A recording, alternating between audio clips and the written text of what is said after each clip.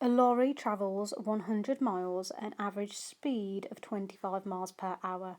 Work out how long the journey lasts. So whenever we're working with distance, speed and time, I need to use my triangle, which is the do stop talking triangle. Do stop talking, which stands for distance, speed and time. And I always put a little division here and a little time symbol here. So let's figure out what we've got so far. So the distance is 100 miles.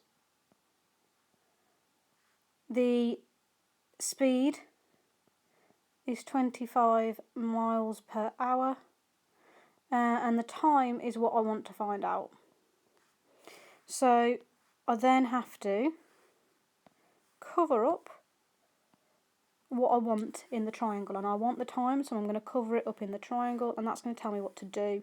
So what I'm doing is distance divided by speed.